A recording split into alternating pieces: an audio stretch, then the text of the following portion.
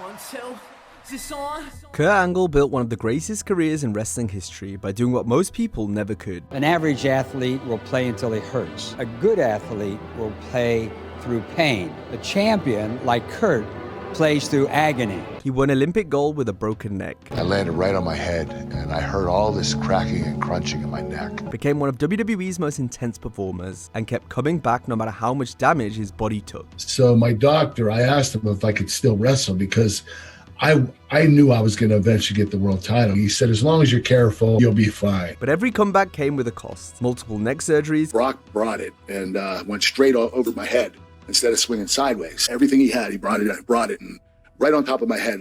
I knew right then. I heard my neck crack. Concussions. We just bumped heads, and when I threw him, I caught him with a belly to belly. We bumped heads, and then when I threw him, I hit the back of the head on the mat. I got lost in the match on a couple spots, and Christian had to carry me through to the end. Broken bones. I couldn't even feel anything. My hands were sticking straight out, and they were shaking.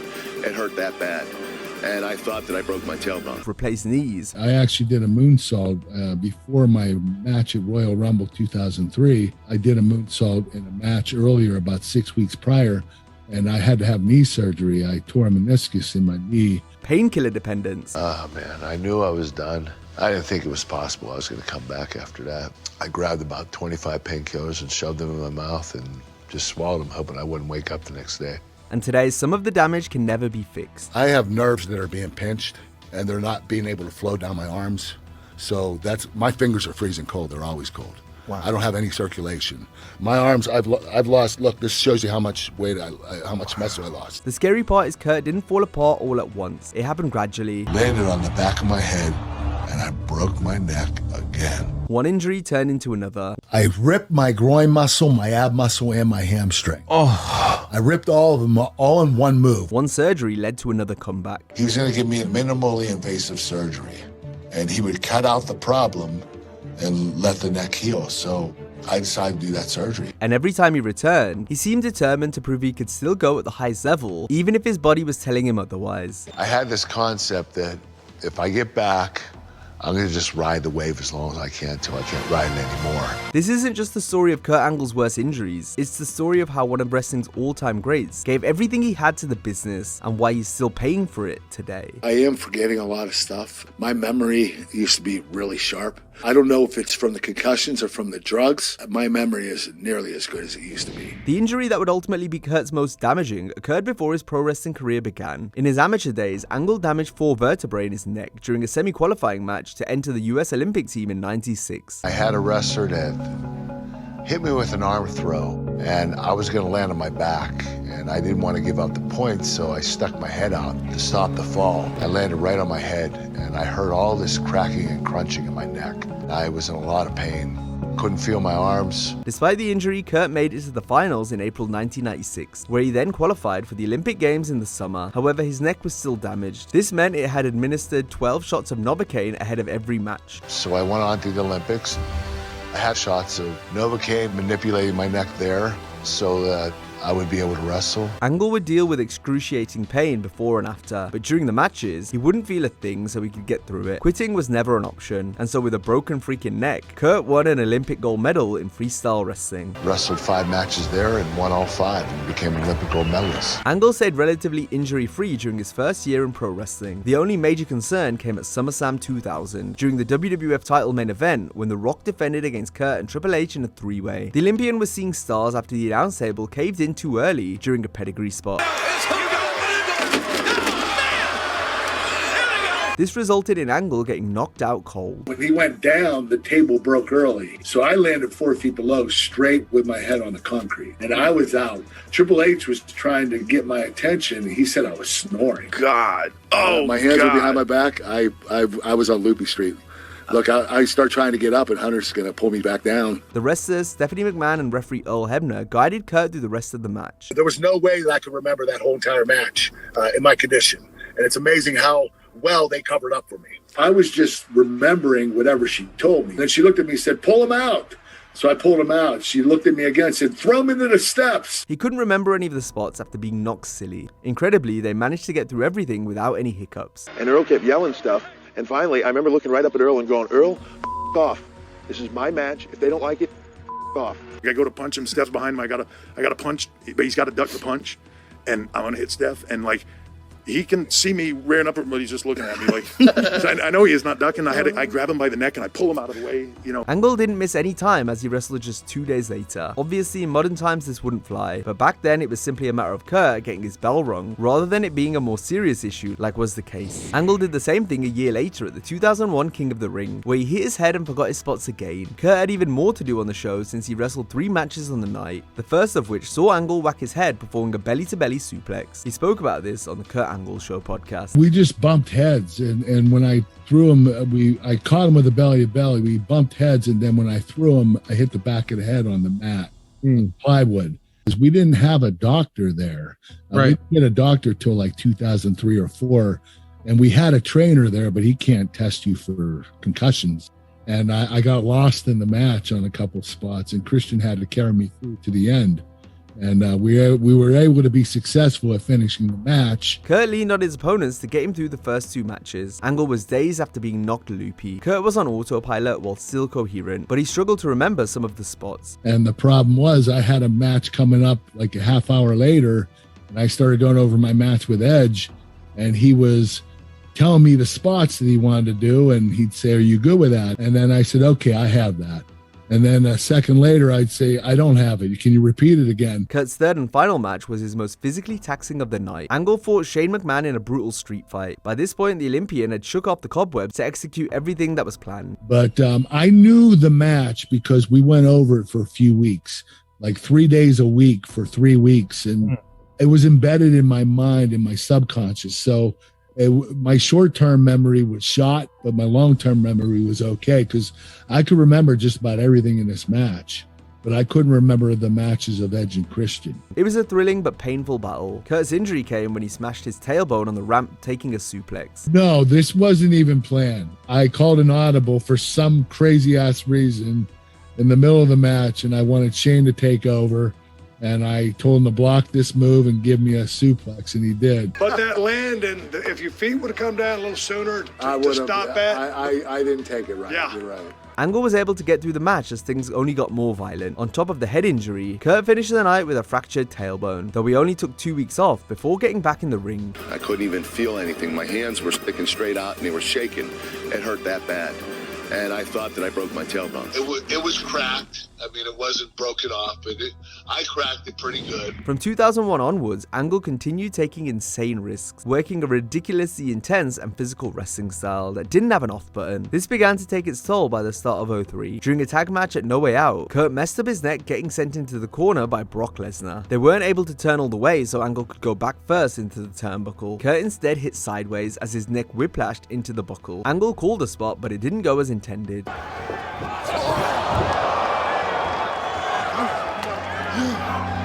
My arm went numb, and I couldn't raise my arm much. It was, it literally like ultimately blocked off my nerve. My nerve got blocked, and I couldn't use my arm. I went to the gym the next day, and I couldn't curl 5 pounds. Man. The other arm I was doing the regular weight. This arm I couldn't even curl 5 pounds. It was that bad. And I had to go to South Africa and wrestle still. And I didn't tell them about it until I got there. And then they were like, "Oh God, how are we going to get you back?" That I was supposed to win at WrestleMania. God damn it. They were able to do it correctly next month at WrestleMania 19. However, the damage had been done, and Kurt's neck was on borrowed time. There are a lot of things wrong with my neck. Calcium buildup due to wear and tear of my neck, a lot of bone spurs, 2 discs sticking into my spinal cord. So I have 2 herniated discs. I got nerve damage because the discs are pinching and not allowing the nerves to go to my arm.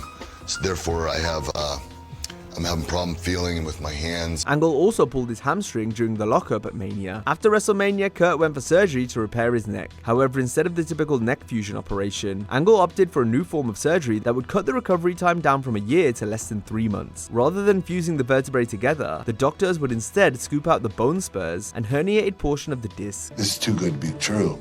He was going to give me a minimally invasive surgery, and he would cut out the problem and let the neck heal. So I decided to do that surgery. Although this was only a temporary band-aid, given Kurt's in-ring style, Angle returned to action in record time given the severity of his injury. The iconic video packages set to Clocks by Coldplay aired on SmackDown, and they made it seem like Kurt had been gone for ages when it had only been 2 months. He'd been pushing to return sooner and couldn't wait to get back in the mix. Kurt didn't slow down. In fact, now that he'd been turned on to painkillers, he upped the ante even more. I had this concept that if I get back, I'm going to just ride the wave as long as I can until I can't ride it anymore. Kurt's go until the wheels falls off mindset was on full display when he took a chair shot from Brock on the November 6, 2003 SmackDown. Angle described it as the most painful moment of his career in an interview with Chris Van Vliet. And Lesnar with a steel chair in hand, take it out Angle. Brock brought it and went straight over my head instead of swinging sideways. And I should have told him, and Chris told him before the match started,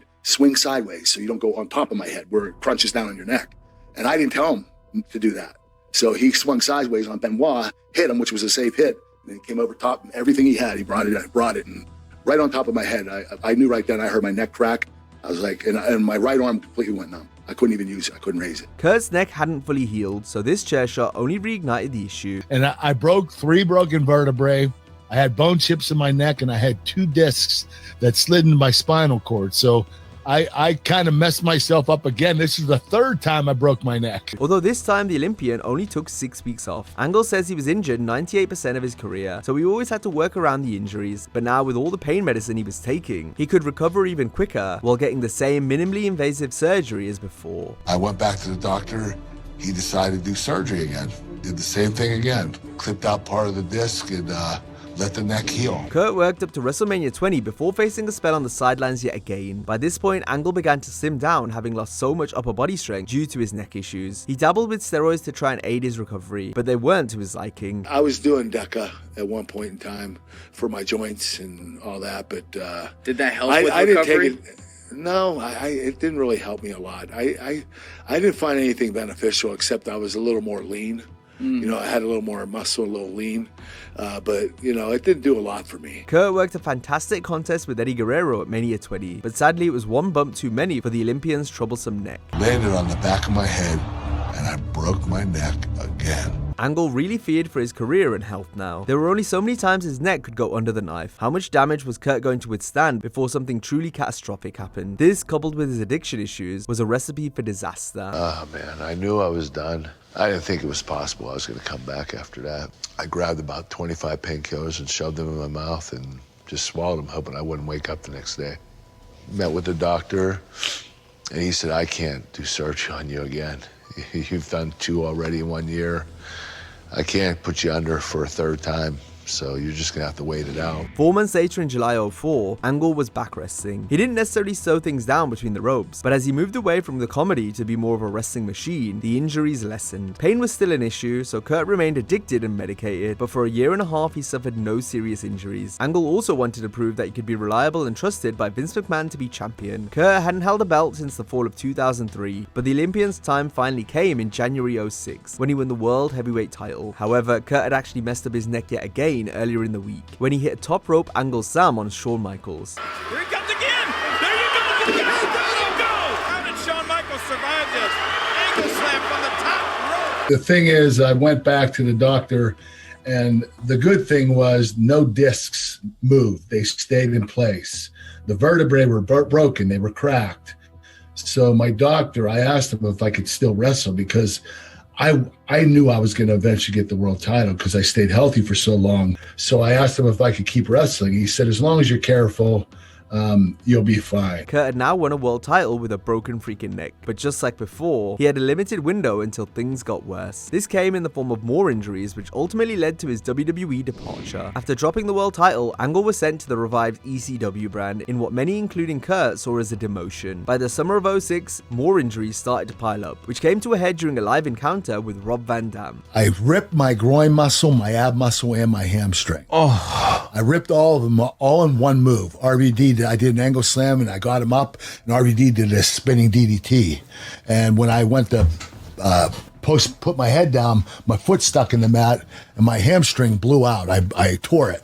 and then my groin tore, and then my ab tore. This proved to be the final match of Angle's first WWE run. After being denied a part-time deal, Kurt wanted to personally show Vince how much damage the Olympian was doing to his body, working with no off time. So just days after tearing his groin, Angle bum-rushed a production meeting to send McMahon a message. I went to SmackDown the next day, and they were having a production meeting, and Vince is up front with the writers.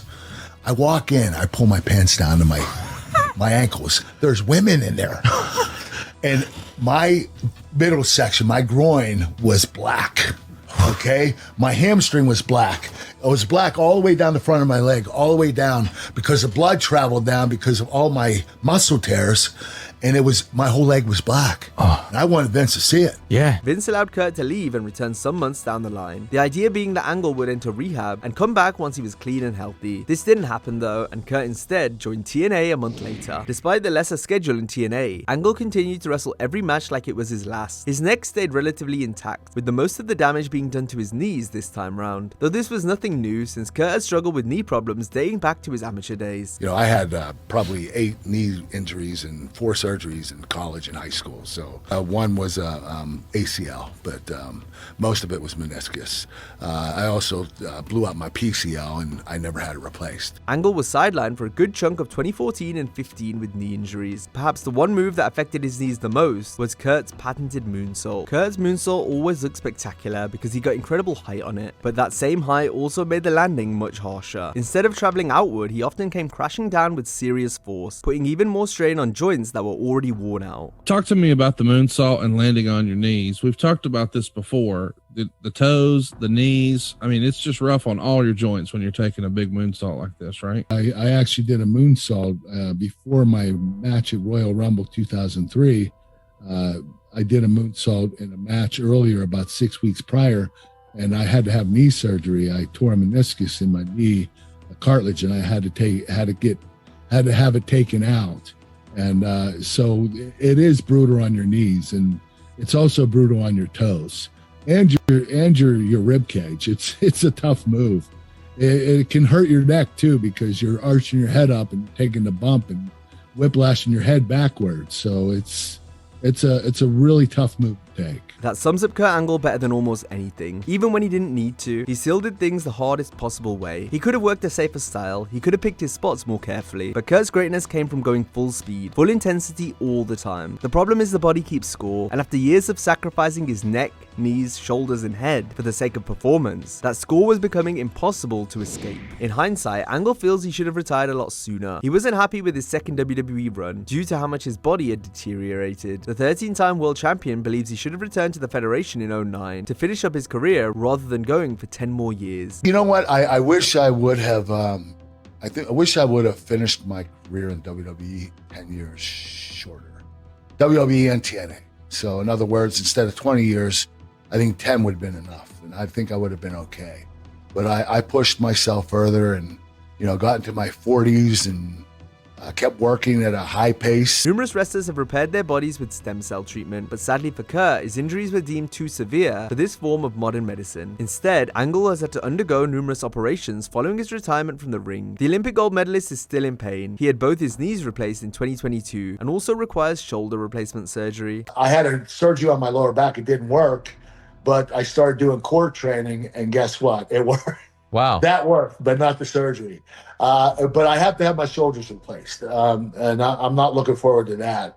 Actually, the doctor said to me, listen, these are 50-50. Some people benefit from it, some don't.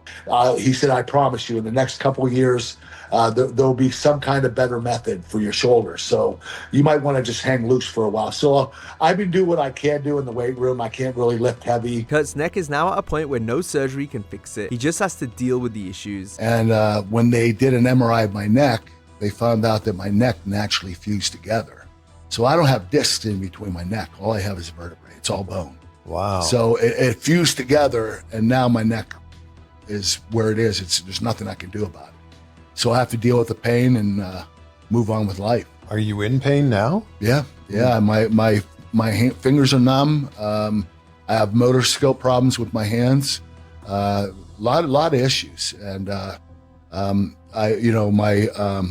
I have atrophy in both arms. I lost 3 inches in both of my arms. It's a brutal price to pay for all that he gave to wrestling. Angle has had to slim down quite a bit since retiring. That's because he needs to be at a low weight for his new knees to last. Plus he can't move heavy weights anymore due to all the atrophy in his arms. I have nerves that are being pinched and they're not being able to flow down my arms.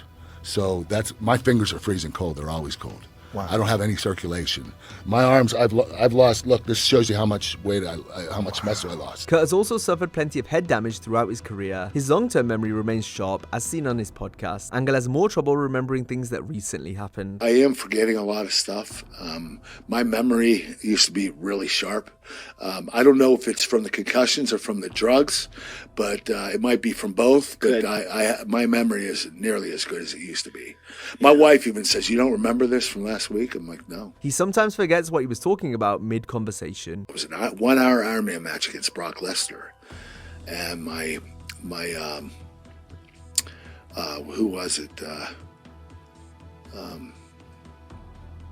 Wait a minute. Who are we talking about? Despite all the injuries, Kurt still keeps himself in great shape. Angle's in pain, but he's able to control it to an extent. He continuously works out and keeps his body in motion. I do a lot of exercises, stretching, yoga, core training. I do plyometrics. I do stretches with my neck and my arms and my shoulders, my chest, my lower back. I do anti-gravity. I do traction. I mean, I spend 3 hours a day maintaining my body. Wow, just for maintenance. Kurt Angle's career is one of the most impressive stories in wrestling history. Olympic gold medalist, multiple-time world champion, one of the greatest in-ring performers the business has ever seen. But the deeper you look into his story, the more tragic it becomes. Because Kurt didn't just work hurt, he built his legacy by repeatedly sacrificing his body and convincing himself he could always keep going. That's what made him extraordinary. It's also why the cost was so high. Every comeback felt inspiring in the moment, but in hindsight, many of them were just another step toward permanent damage. The surgeries, the painkillers, the broken bones, the replaced knees, the neck that can't be repaired. That is the other side of Kurt Angle's story. He gave everything he had to pro wrestling, and even now, long after the matches have ended, his body is still carrying the consequences. Kurt Angle was one of one, but the price he paid to become that might be the most brutal part of the whole story. Now, if you enjoyed this video, be sure to check out our similar video of how Matt Riddle burned every bridge in wrestling. Hope you have a great day, and I'll see you next time.